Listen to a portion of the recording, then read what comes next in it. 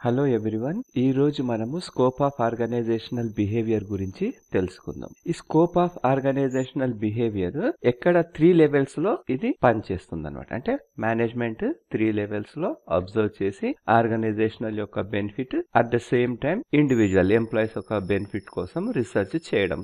Okay, so ఈ 3 levels ఏంటివి? Individual level, group level and organisational level. ఈ 3 levels లో అనమాట. అంటే ఈ 3 లెవెల్స్ లో అది అండర్స్టాండ్ చేసుకొని ఎంప్లాయీస్ యొక్క బిహేవియర్ కానివ్వండి, వాళ్ళు గ్రూప్లో ఉన్నప్పుడు వాళ్ళు ఎట్లా కోఆపరేట్ చేస్తున్నారు అనే విషయాలు, కోఆర్డినేషన్ ఎట్లా ఉందని, లీడర్షిప్ స్కిల్స్ ఉన్నాయా లేవా అని అది తెలుసుకోవడంతో పాటు ఈ ఆర్గనైజేషన్ యొక్క కల్చర్ లేదా స్ట్రక్చర్ అది ఎట్లా వాళ్ళపై ఇన్ఫ్లుయెన్స్ అవుతుంది, ఎట్లా ఉంది, ఇవి అన్ని తెలుసుకున్న తర్వాత వాళ్ళు హ్యూమన్ యొక్క బిహేవియర్ ను ప్రెడిక్ట్ చేయాలి. అంటే వాళ్ళు ఒక చేంజ్ చేస్తే వాళ్ళ బిహేవియర్ ఎట్లా మారుతుంది అని ఇవన్నీ కూడా ఇంప్లిమెంట్ చేసి ఆర్గనైజేషన్ ని డెవలప్ చేయడానికి వాడతారనమాట. ఓకే, నెక్స్ట్ వచ్చేసి ఈ ఇండివిజువల్ లెవెల్లో ఎట్లా ఇండివిజువల్ పైన ఎట్లా ఈ ఆర్గనైజేషన్ బిహేవియర్ ద్వారా వాళ్ళను ఎవాల్యుయేట్ చేసి వాళ్ళ ప్రాబ్లమ్ ను ఐడెంటిఫై చేసిన తర్వాత ఆర్గనైజేషన్ కోసము వాళ్ళను ఎట్లా ప్రాక్టికల్స్ గా ఇంప్లిమెంట్ చేయాలి అనేది ఆర్గనైజేషనల్ బిహేవియర్ కదా. సో ఇప్పుడు ఈ ఇండివిజువల్ లెవెల్లో వస్తే పర్సనాలిటీని, యాటిట్యూడ్స్ని, పర్సెప్షన్ వాళ్ళది, ఓకే, మళ్ళీ లెర్నింగ్స్ ఎట్లా ఉంది, వాళ్ళను మోటివేషన్ చేయడానికి ఏం చేయాలి, ఇవన్నీ ఫీల్డ్స్ పైన ఇండివిజువల్ అయినప్పుడు. అంటే పర్సనాలిటీ అంటే వాళ్ళకు కావాల్సిన నాలెడ్జ్ని వాళ్ళకి ఇస్తూ, వాళ్ళ స్కిల్స్ని ఇంప్రూవ్ చేస్తూ, వాళ్ళ లోపల లీడర్షిప్ స్కిల్స్ని ఇంప్రూవ్ చేస్తూ ఇవన్నీ చేయడం అనమాట. యాటిట్యూడ్ అంటే వాళ్ళ బిహేవియర్ ఇంటర్నల్ అనమాట. ఇది నాలెడ్జ్ అంటే త్రూ బుక్స్ వస్తుంది, స్కిల్స్ అంటే నేర్చుకున్న నాలెడ్జ్ను ప్రాక్టికల్స్గా అప్లై చేయడము. యాటిట్యూడ్ అనేది వాళ్ళ ఆలోచన. ఈ యాటిట్యూడ్ గురించి వాళ్ళ ఆలోచన అంటే కంపెనీ పైన పాజిటివ్గా వచ్చేటట్లా చేయాలి. పాజిటివ్గా వచ్చేటట్లా చేయాలి అంటే వాళ్ళకు మనము వర్క్ ఎన్వైర్న్మెంట్, మంచి ఎన్వైర్న్మెంట్ ప్రొవైడ్ చేస్తూ, సేఫ్టీ సెక్యూరిటీ ఇస్తూ, ఓకే, టైంకు ఇంక్రిమెంట్స్ అవన్నీ ఇన్సెంటివ్స్ అనౌన్స్ చేస్తూ మంచి ఇవన్నీ ప్రొవైడ్ చేస్తూ ఉంటే వాళ్ళకు పాజిటివ్ యాటిట్యూడ్ వస్తుంది అనమాట. పర్సెప్షన్, వాళ్ళు ఏమనుకుంటున్నారు, వాళ్ళది ఇదంతా కూడా వాళ్ళకి ఆర్గనైజేషన్ పైన ఎటువంటి పర్సెప్షన్ ఉంది ఇవన్నీ కూడా తెలుసుకొని మనము ఆర్గనైజేషన్ యొక్క మేనేజ్మెంట్ ఏం చేస్తుందంటే వాళ్ళ బెనిఫిట్ కోసము ఇంప్లిమెంట్ చేస్తుంది అనమాట. ఇంకొకటి, ఎక్కడెక్కడైతే అవసరం ఉందో వాళ్ళకి అక్కడంతా లెర్నింగ్స్ నేర్పియాలి. వాళ్ళకి మోటివేషన్, అంటే మోటివేషన్ రావడానికి వాళ్ళకు ఏమనవచ్చు అంటే రివార్డ్స్ అనేటివి వాళ్ళకు టైం టు టైం రివార్డ్స్ ప్రకటిస్తూ ఉంటే వాళ్ళు మోటివేట్ అవుతూ ఉంటారనమాట. అంటే ఇట్లా మోటివేట్ కావాలంటే జాబ్ డిజైన్, ఎందుకు జాబ్ డిజైన్, వాళ్ళకున్న పర్సనాలిటీని మనం ఐడెంటిఫై చేసి మేనేజ్మెంట్ వాళ్ళకున్న స్కిల్స్ని ఐడెంటిఫై చేసి వాళ్ళకు అదే రిలేటెడ్ జాబ్ ఇచ్చినట్లయితే, జాబ్ డిజైన్ చేసి ఇస్తే వాళ్ళకు మోటివేషన్ పెరుగుతుంది, వాళ్ళకు వర్క్ పైన ఎఫిషియన్సీ పెరుగుతుంది, ఇంట్రెస్ట్ వస్తుంది అనమాట, ఆబ్సెంటిజం తగ్గుతుంది, టర్న్ ఓవర్ తగ్గుతుంది. అంటే ఎంప్లాయీస్ కంపెనీ వదిలి వెళ్ళరు, అదే కంపెనీలో ఉంటారు.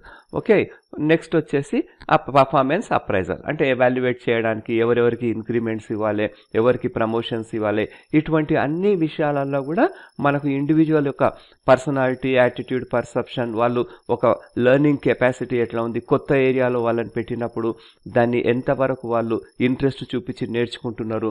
ఓకే, నెక్స్ట్ మోటివేషన్, ఆర్గనైజేషన్ ఏదన్నా ఒక అనౌన్స్మెంట్ చేసినప్పుడు రివార్డ్స్, వాళ్ళ మోటివేషన్ లెవెల్స్ ఎట్లా ఉన్నాయి, ఇవన్నీ కూడా మోటివేషన్ అవుతుండ్రా లేదా చేస్తారనమాట. ఓకే, ఇవన్నిటిని గైడ్, ఇవన్నీ ఎందుకు, at the end of the day ఏంటి అంటే ఎంప్లాయీస్ సాటిస్ఫై చేయడానికి, ఇండివిజువల్ ఎంప్లాయీస్ అనమాట. Okay, that is the individual level scope. Next వచ్చేసి మనకు గ్రూప్ పైన, అంటే ఈ ఇండివిజువల్స్ ఎట్లా గ్రూప్లో ఉన్నారో, అంటే గ్రూప్ మొత్తానికి ఒక టార్గెట్ ఇచ్చినప్పుడు ఒకరొక కోఆర్డినేషన్ అవసరము, కమ్యూనికేషన్ అవసరము. అంటే ఒక ఇన్ఫర్మేషన్ అనేది ఒకరి నుంచి ఒకరికి పోయేటప్పుడు ఎట్లా కరెక్ట్గా ఆ ప్రాబ్లం గురించి కరెక్ట్ చెప్తుండ్రా, ఆపర్చునిటీ గురించి కరెక్ట్ డిస్కస్ చేస్తుండ్రా, ఇటువంటి ఎన్వైర్న్మెంట్ను క్రియేట్ చేస్తూ వాళ్ళ లోపల లీడర్షిప్ స్కిల్స్ని కూడా పెంచాలన్నమాట. నెక్స్ట్ ఏదన్నా కాన్ఫ్లిక్ట్ వస్తే ఎందుకు కాన్ఫ్లిక్ట్ వచ్చింది, ఈ కాన్ఫ్లిక్ట్ వల్ల రీజన్ ఏంటి, ఇవన్నీ ఐడెంటిఫై చేసి వాళ్ళు గ్రూప్లోనే ఆ కాన్ఫ్లిక్ట్స్ ను కూడా సెటిల్ చేసుకునేటట్ల ఇవన్నీ కూడా టీం పైన చేసేటివి అనమాట. టీం లోపల మిస్అండర్స్టాండింగ్ వచ్చిందా, టీం లోపల ఏదన్నా ఒక ఇన్ఫర్మేషన్ ప్రాపర్గా కమ్యూనికేట్ అవుతుందా లేదా అనే విషయము ఇక్కడ తెలుసుకుంటుంటాం అనమాట. నెక్స్ట్ వచ్చేసి ఇక్కడ గ్రూప్కు సంబంధించిన రోల్స్, అంటే ఒక్కొక్కరికి ఒక గ్రూప్లో వాళ్ళ ఒక ఈచ్ ఇండివిజువల్ వాళ్ళ రెస్పాన్సిబిలిటీస్ చెప్పినప్పుడు ఎవరి రెస్పాన్సిబిలిటీ వాళ్ళు, మళ్ళీ ప్రతి ఒక్కరి టీమ్కు అవుట్పుట్కు టాలీ కావాలి.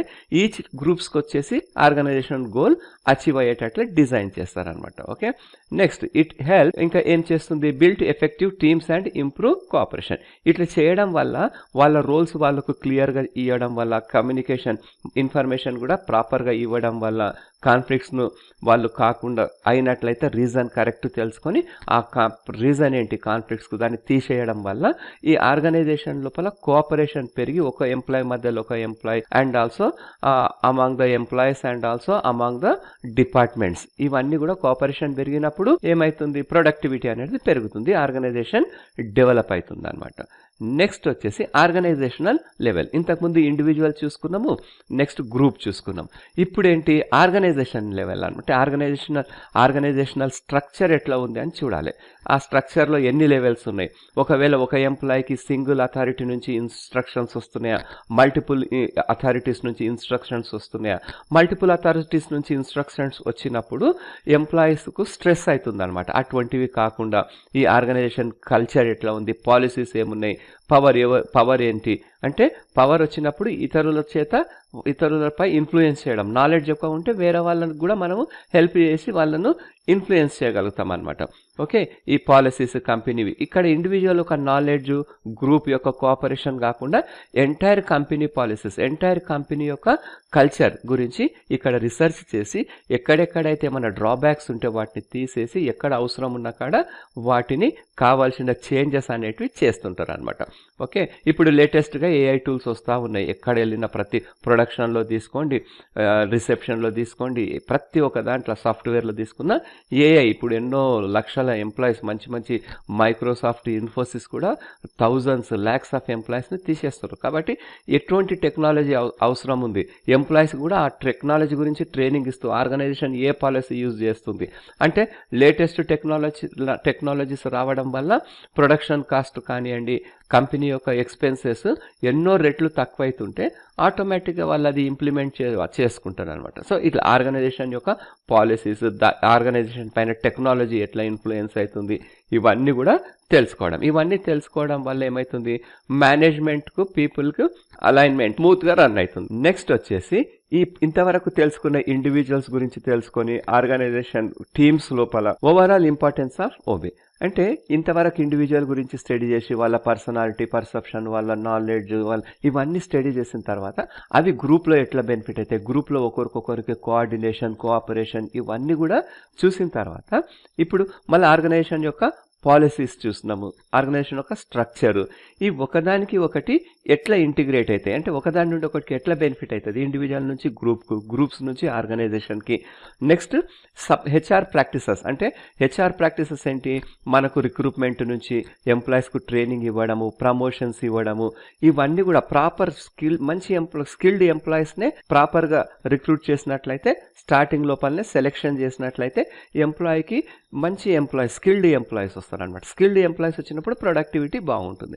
ఈ రకంగా హెచ్ఆర్కి కూడా హెల్ప్ అవుతుంది. ఇది ఆఫ్టర్ రిక్రూట్మెంట్ కూడా హెచ్ఆర్కి ఈ వీళ్ళ యొక్క బిహేవియర్ అవన్నీ తెలుసుకోవడం వల్ల ఆర్గనైజేషన్ పాలసీస్కి టైఅప్ అవుతున్నాయా, వాళ్ళు ఏ గ్రూప్లో సెట్, ఇవి మూడింటిని కలపడమే ఈ overall importance of organisational behaviour అంటాం అనమాట. ఇట్లా చేయడం వల్ల ఏమవుతుంది, ఇండివిజువల్ని ఇంప్రూవ్ చేస్తున్నాము, గ్రూప్స్లో యూనిటీ బిల్టప్ చేస్తున్నాము, ఆర్గనైజేషన్ యొక్క పాలసీస్ని కూడా, స్ట్రాటజీస్ని కూడా ప్రాపర్గా ఇంప్లిమెంట్ చేసినప్పుడు ఇట్ లీడ్స్ హయ్యర్ ప్రొడక్టివిటీ అంటే తక్కువ ఖర్చుతోని ఎక్కువ ప్రొడక్టివిటీ వస్తుంది అనమాట. అంటే క్వాలిటీ ప్రోడక్ట్ చేయడము, లోవర్ టర్న్ ఓవర్ మీనింగ్ ఇక్కడ ఏంటంటే ఎంప్లాయీస్ లోవర్ టర్న్ ఓవర్, ప్రతిసారి ఎంప్లాయీస్ సాటిస్ఫై లేకుంటే వెళ్ళిపోతూ ఉంటారు, కొత్త ఎంప్లాయీస్ వస్తూ ఉంటారు. అంటే ఇది చాలా ఎక్స్పెండిచర్ టు ద ఆర్గనైజేషన్. అట్లా కానియకుండా చూసుకోవాలి. ఎందుకంటే ఒక ఎంప్లాయీకి స్కిల్ లేదు అని తీసేసి కొత్త వాళ్ళని తీసుకున్నప్పుడు వాళ్ళు కొన్ని రోజులలో వెళ్ళిపోయినారు అనుకోండి, మళ్ళీ కొత్త వాళ్ళని తీసుకోవాలి. ఇటువంటివన్నీ రాకుండా మొత్తం ఇండివిజువల్ని, గ్రూప్స్ని, ఆర్గనైజేషన్ని అబ్జర్వ్ చేస్తూ బెటర్ క్లైమేట్ను ప్రొవైడ్ చేసి ఎంటైర్ ఆర్గనైజేషన్ గ్రోత్ కావడానికి ఈ ఆర్గనైజేషనల్ బిహేవియర్ అనేది back bone. Thank you for watching this video. Please subscribe, share and like.